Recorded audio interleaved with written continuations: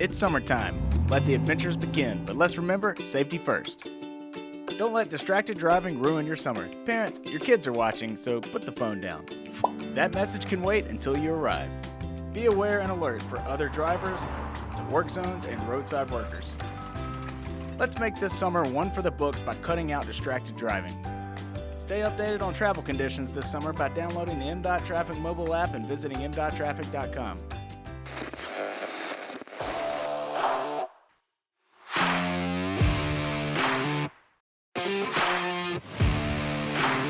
MDOT presents the Extra Mile Podcast. Welcome in to another edition of the Extra Mile Podcast presented by the Mississippi Department of Transportation. I'm Paul Catul, and as always, I'm joined by my co-host, Will Kraft. And today we are very happy to be at MEMA. It's really our annual visit to talk about hurricanes. Once again, for the second year in a row, we're with Chief Communications Officer Malary White. Thank you so much for having us and hosting us today. Thanks for coming out to the State Emergency Operations Center. Always happy to be here. Let's just get into it. So what we've seen, it's expected to be an above normal 2024 Atlantic hurricane season. So kind of tell us what that means. Yeah, so NOAA is predicting a lot more hurricanes than what we would normally see.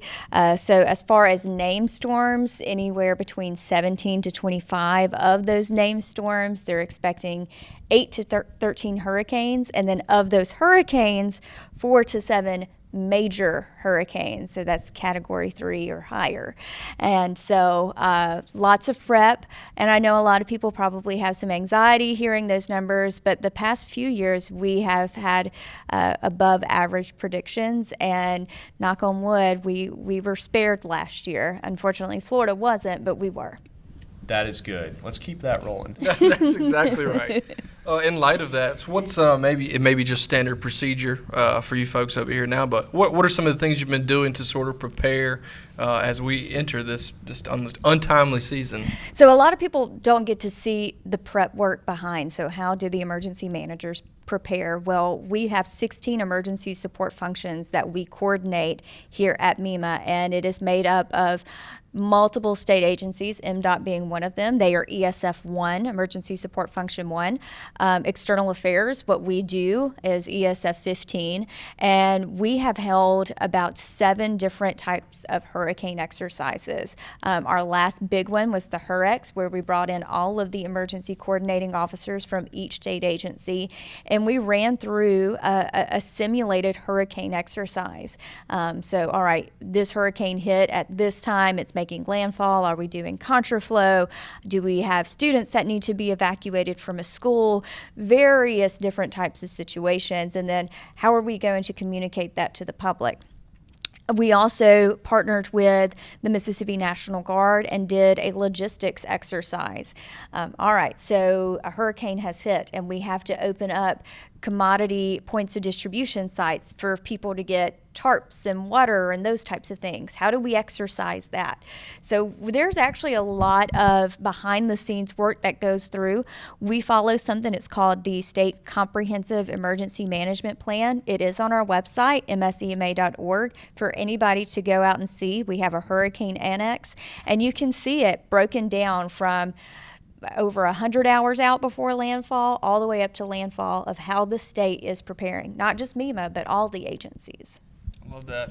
Piggyback right off of that question. You're talking about some of the resources that are out there and available. What else kind of is out there for people to take a look at or even just to be aware of? Yeah, to get ready for hurricane season, I do encourage people to download our new MEMA app. It rolled out last spring, and then we had major disasters happen around the same time of its rollout, but it's free in the App Store, Apple and Android. Just search Mississippi Emergency. You can download it. One of the cool features about this app, and it was something I was adamant about in the build-out process, is so say I live in Brandon, so I can drop a pin and monitor all of Rankin County, or move the radius out and monitor the entire metro area for tornado watches and warnings, freeze watches and warnings, all kinds of different types of weather that we experience.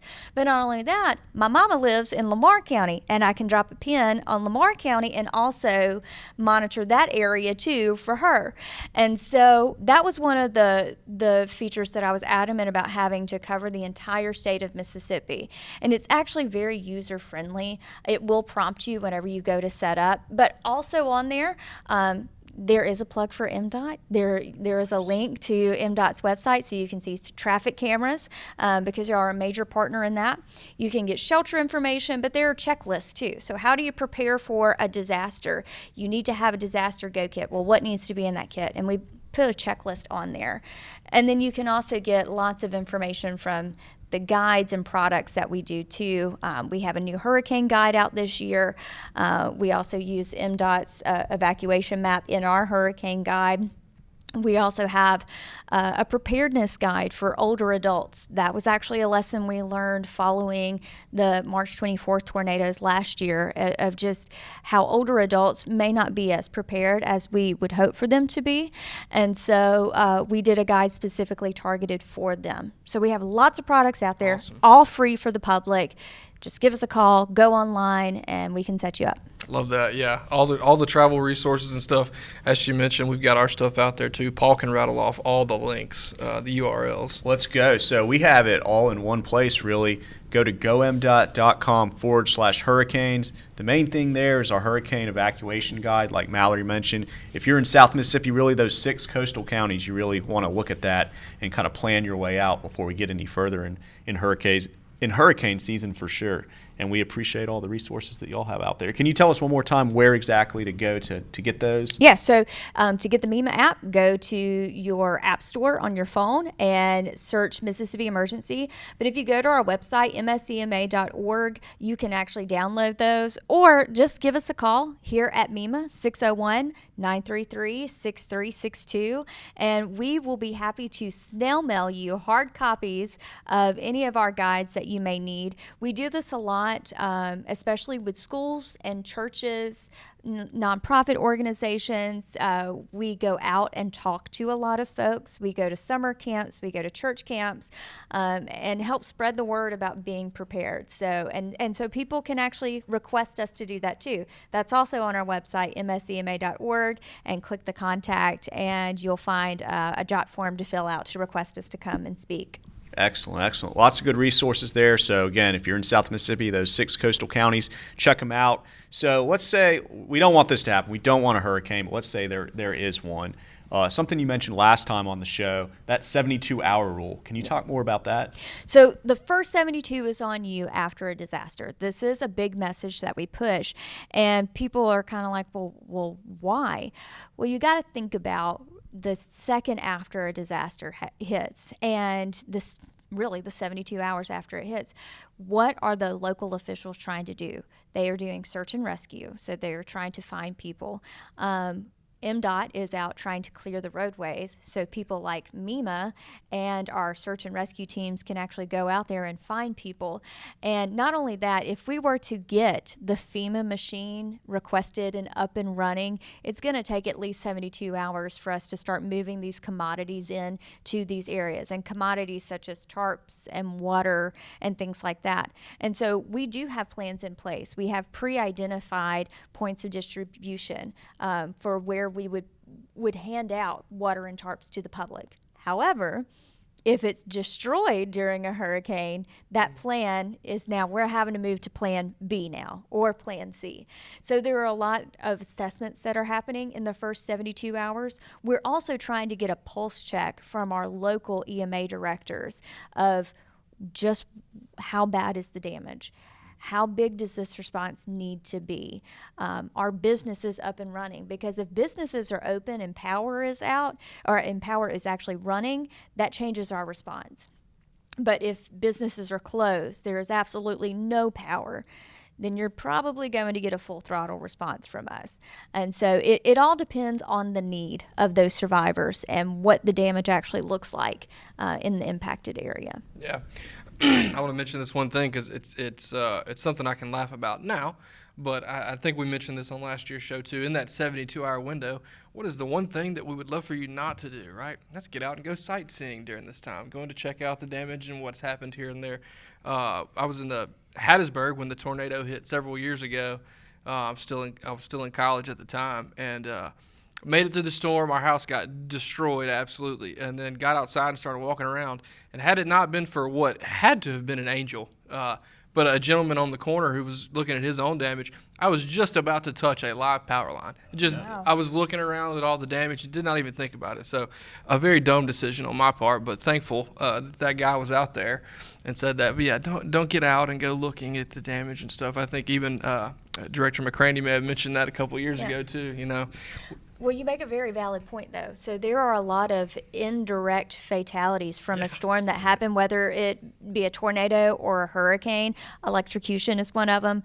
Carbon monoxide poisoning is another one because people don't know the safe way to hook up a generator and where to keep it outside of your home. So that's actually a very good point. I had not thought about the carbon monoxide thing until you mentioned that. But yeah, very much so. The silent, it will get you. And tetanus, too.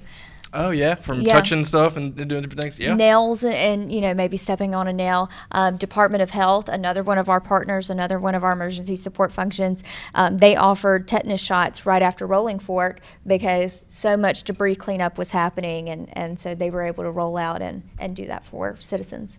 Wow, lots to watch out for during disaster, for Lots of sure. moving parts. We want to prepare for the storm. Yes. And then we want to make it through. Yes. And then we want to hunker down, take care of you and yours and the folks around you. Yeah, don't sightsee. Try not to touch anything, and definitely not live power lines out there. Good advice for any occasion, probably. Stick away from that. Talking about some more of these, worst case scenario type situations that may occur, and that's what we're kind of looking at. The everyday storm, we know we'll weather those fine, but in the event of a true disaster, the contraflow. I don't think in at least my adult lifetime, I've been a part of a contraflow situation, but they can happen. It could happen, right? What are kind of the steps that folks maybe need to be aware of and be on the lookout for? So let's understand what contraflow is for those who are not familiar with the term, and because I did learn other states call it other things too. Didn't know that. My friends in South Carolina, I honestly can't remember what they call it now, but whenever I said, like contraflow, and they didn't know what we were talking about. So whenever we talk about contraflow, this is what happens. A hurricane is barreling towards us, and Louisiana, they have very low-lying areas. They're going to need to evacuate a lot of their parishes. And in order to do that, they need to enact something called contraflow. Well, the way for them to do that is their governor calls our governor and makes an official request of we need to evacuate people, so we need to enact contraflow. So contraflow is taking highways that are running east and west or north and south. I'm really not great with directions, I'll just be quite honest with you. And we are flipping them and changing them to running all in one direction. So for us, it would most likely be east. Everything is now going to be moving east. And whenever I mean everything, all interstates and highways it is the best way to get the most people out at this time. So what people need to be looking out for is, first off, hearing the message that we are enacting contraflow. And to do that, MDOT has to, y'all start at like 72 hours before landfall of the storm, and you are going to see a ton of MDOT people, Department of Public Safety folks, going out and changing signs, and you're going to see a lot of signage changes. You're also probably going to see an emergency alert come over your phone that MEMA has sent out, and it's a message that we've worked with MDOT to let people know that we will be changing the highways and the flow of the highway, and it's all going to be shooting in one direction. You will not be allowed to drive in the opposite direction. And then the other thing is, and I know y'all push this message a lot, especially during hurricane season, is to at least keep your gas tank half full the entire hurricane season. So you need to do that. So something that we think of on the MEMA side of it is, all right, we have contraflow. We are about to see an influx of people, which means our gas stations are about to see an influx of people, which means we've got to keep a tab on how much fuel each gas station has. Can fuel tanks and fuel trucks get to those gas stations? So that would probably be the only people who can actually get there whenever we enact contraflow. So there are a lot of moving parts. Not only that, though, what happens if you break down on the side of the road? So we're also having to consider all of these factors whenever we're exercising contraflow. Since I've been here at MEMA, I have not seen it. I have not experienced it. I hope I never have to, because that means that a very bad storm is heading our way. But it is something, our goal is to evacuate people and move them as far north and as far east, and we will push them. And there will come a point where we will start shutting down interstate exits. And so you will not be able to get off of certain exits. So that's why we encourage it. MDOT encourages, MEMA encourages, DPS will encourage, have your gas tanks full. Make sure if you have an electric vehicle, make sure it is charged. Make sure you know where the electric vehicle charging stations are as well. There are some along Highway 50 or Interstate 55. And so all of these factors come in. So I just encourage people, whenever that happens, one of your greatest assets is having a really good news app on your phone, having the MEMA app on your phone, having the MDOT app on your phone, having whatever you can, because we will also be pushing stuff not only through the emergency alert system, but through the MEMA app as well. Yeah. Did that explain it? I mean, that's a lot. You nailed it. And that's funny, though. One of my few memories from Hurricane Katrina back in the day was how much the gas stations were backed up and how difficult it was to get fuel. So I'm not too old, but I do remember that. So please, fill your tanks up at least half full or as much as you possibly can. So that's a thing. That is for sure. And right after Katrina, I remember this because I was living in Lamar County. We didn't think that we were going to be as affected that far inland, but they put a ration on gas, $20, and that was it. It was it was a bit controversial, but you have to do what you have to do to try and make sure everyone got a little bit of the supply. Definitely, and I was living in Madison at the time, so that's pretty far north. Yeah. But okay, so let's pivot a little bit away from hurricanes and kind of talk general disasters. So we were talking FAQs a little bit. So and you got even more specific. We're talking about money. Everybody wants money, when there's a disaster. So kind of how does that process go? Maybe if you could clear up any misconceptions. Okay, so let's say a tornado or a hurricane hits, and a lot of people start asking the question, well, where is FEMA?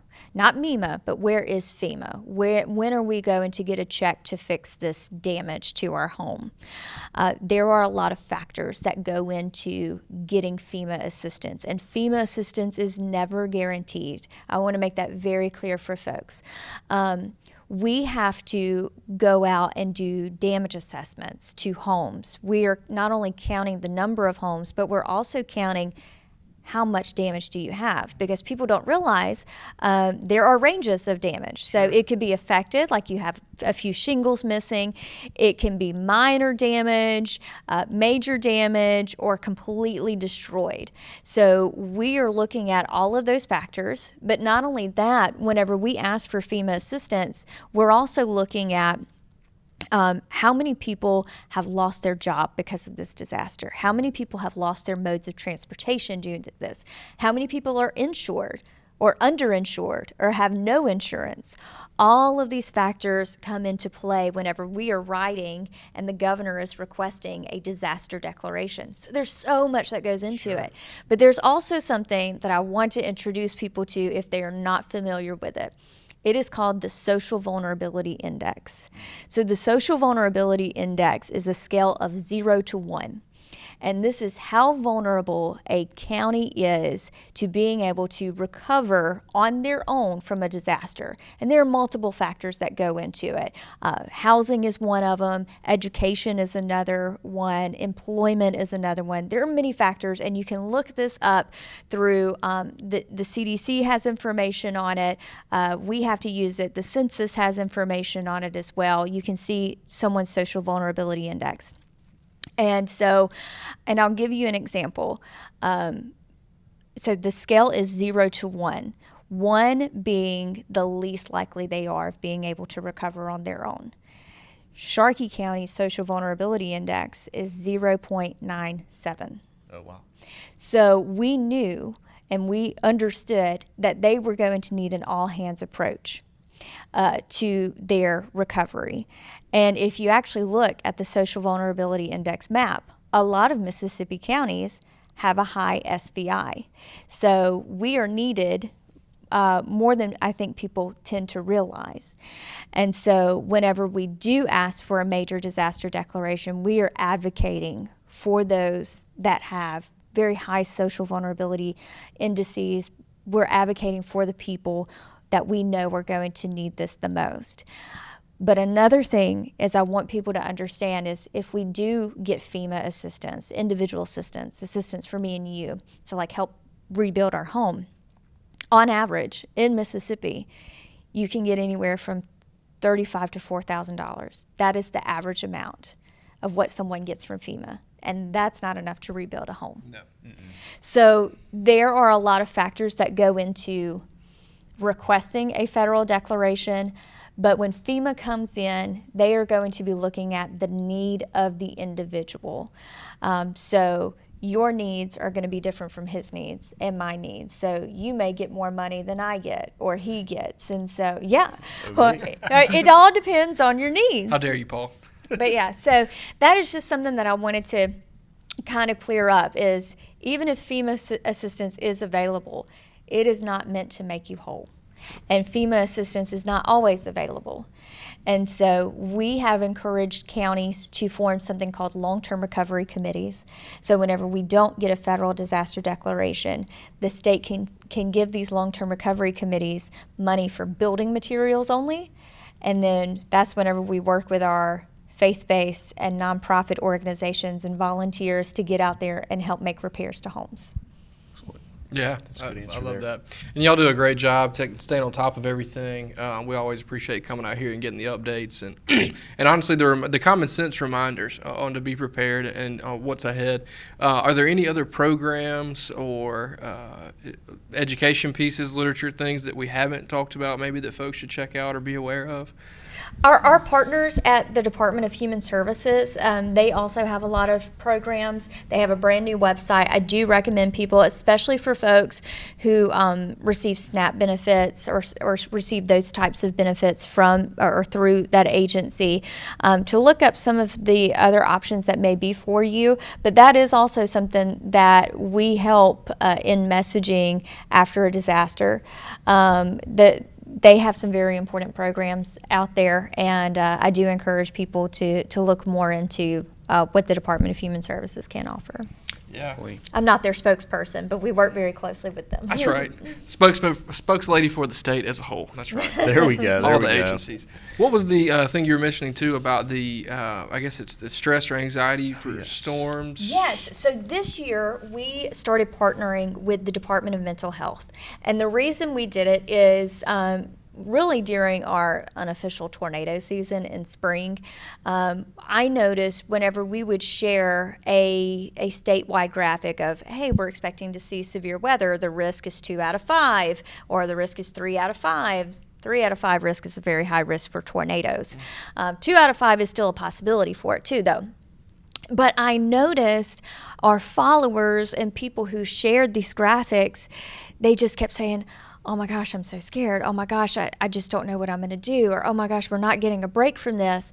And there is a sense of anxiety. I have friends who are the same way. Sure. She had a tree fall through her house due to straight line winds. It wasn't even a tornado. And so she has anxiety as well. And so what I wanted to do was first off, identify it, and like, what is storm anxiety? And it's obsessive thoughts about potential storms and feeling distressed when thunderstorms are forecasted. If anyone's ever felt that, they're like, oh, maybe I have storm anxiety.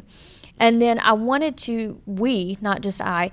wanted to share ways of how to cope with it. And one way of coping with storm anxiety is to simply be prepared to weather the storm. And I know it seems so simple, but taking just these extra precautions of, I do have a disaster go kit. I do have canned food. I do have bottles of water to go. I do have my shoes right next to me ready to go. I have my keys with me. I've got my dog's leash ready to go. It's having all of these factors into place that will help calm you. Another thing I recommend is staying informed, but staying informed by the trusted communicators. Absolutely. And I'm not talking, we are going to put information out there. We're going to let you know what is coming and how to prepare for it, but we're not the meteorologists. Our trusted people that we go to, it's the National Weather Service. We work with them, but we also work with your local trusted meteorologist as well. And I do recommend whomever your favorite is, local news, and I'm a product of being from local news. We care. We live here just like you, and they live here just like we do as well, and they want to help inform.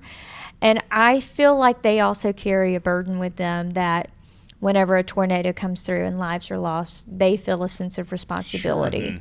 And so weather radio is another one. Understanding the terms. People not understanding the difference between a tornado watch and a tornado warning. We compare it to tacos. I was about to say, that taco analogy has stuck with me. We have a lot of food analogies here. So with hurricanes, we have spaghetti models. With tornadoes, we have tacos. And for us, the way I explain what we do at MEMA is a whole pizza analogy thing. So we got a lot of food references here. But with tornado watches and warnings, a watch is we've got the ingredients for tacos, and a warning is we are having tacos. So you need to find a safe space to go. And then also just know that you're not alone. A huge part of recovery and going through a disaster, and I will tell you this, is you meet people who are simply there just to help. Sure. And having neighbors just saying, just wanted to check in on you, make sure you're doing good. I saw the news. I hope you're doing okay. I have friends and colleagues who live in certain areas. I'll text my team and say, are you doing okay? I saw the system came through Clinton. Are you all right? Yes. And so checking on your other folks, checking on those who are more vulnerable, like your older population or those with babies, because they also have an extra anxiety with their new babies. So. I think that resonates very well in this room these days. Absolutely. Everybody got kids. We all got kids. For sure. So listen, very heavy episode, lots of good information. We'll get to the fun question, but just kind of want to reemphasize the relationship with MDOT and MEMA. We work pretty closely together. Yeah, we do. And y'all are one of the first calls that we make before, during, and after a disaster, and we're asking what can we do to help you, and vice versa, and we share each other's messages. I think we worked very closely whenever the freeze came through. Yes. And we experience a wide range of weather here, from freezing to heat and all of that in between, but we could not do what we do at MEMA without our partners like MDOT and sharing the load of whenever we say it is a state response for a disaster, it truly is all of these state agencies coming together to respond for the betterment of Mississippians. No doubt. What does Brad say? State government's a team sport? That's right. There we go. It is. It's very true, too. We're not in this alone. That's right. And with that, Paul, give us our links one more time for our stuff. Sure. Yeah, that's gomdot.com/hurricanes. You can get our hurricane evacuation guide there. You can download it and order a hard copy. For sure. Love that. And we should probably, life's about growth and opportunities to learn and do better. With you guys having us linked to y'all stuff, we should probably return do the it. favor there. Yeah, put Yeah, a let's link. do that. Again, It's about time. see, just got to get in the right spot.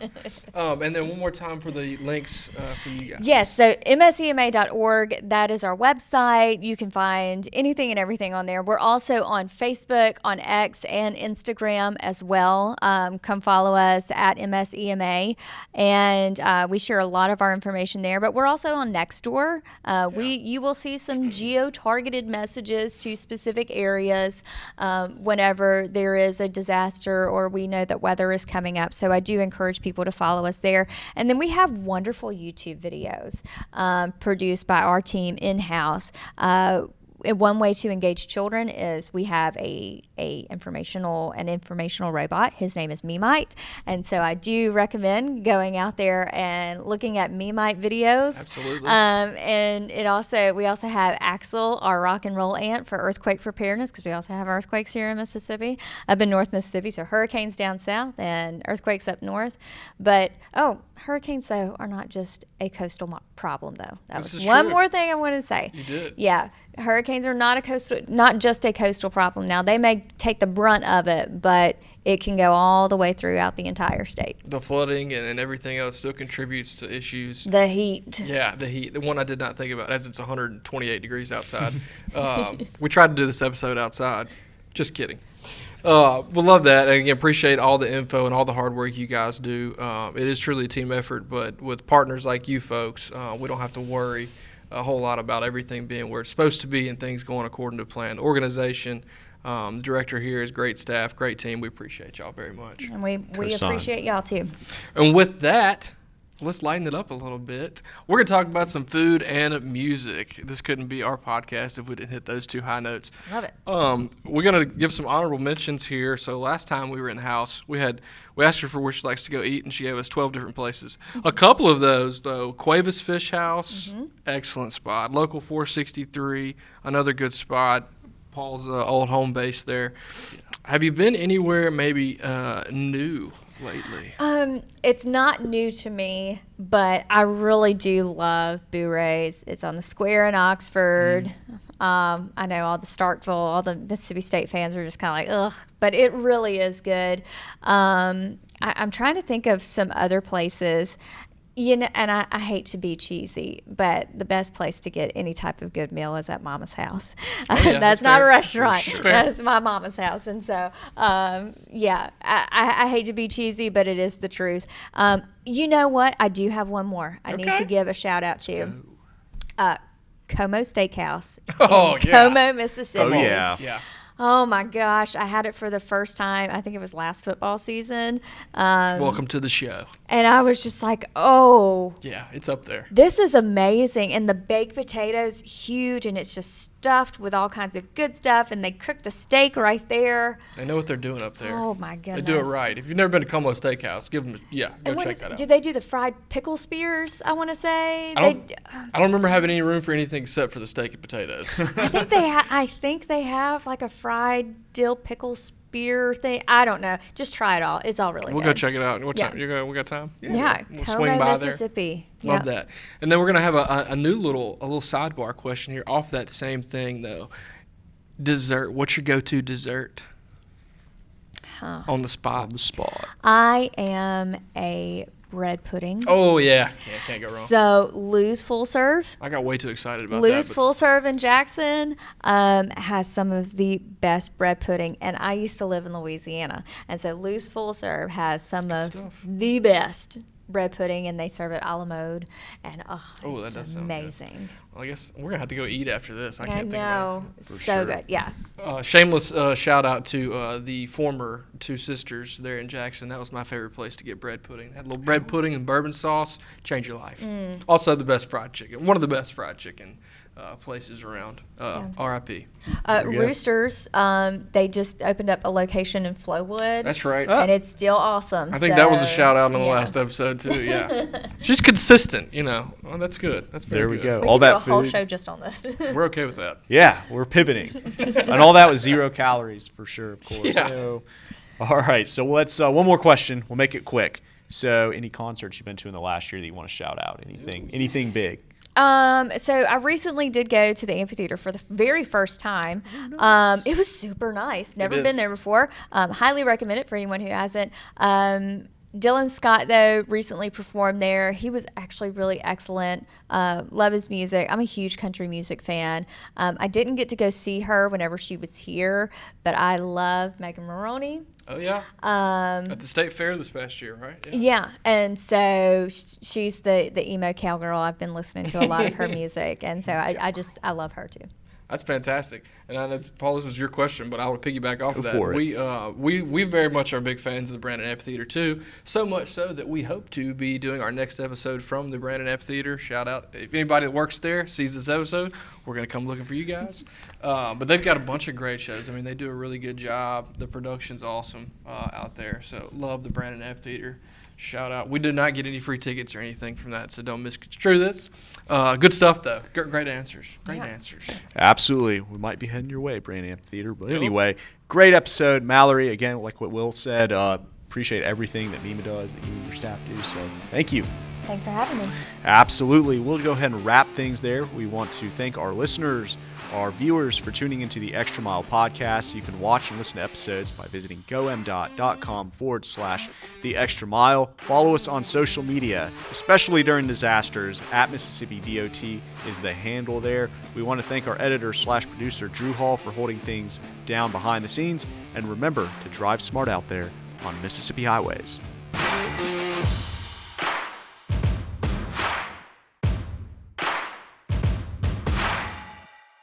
Thank you for subscribing to the Extra Mile Podcast. Help us out by leaving a review and a 5-star rating wherever you download the show. After leaving a review, slide on into our DMs over on social media at Mississippi DOT and let us know. As a thank you, we have compiled a Google Map list of all of our guests' favorite spots to eat on Mississippi highways. It is our gift to you. Seriously, you guys are the best. We could not do the show without you, and we greatly appreciate the support. Remember, drive smart out there on Mississippi highways.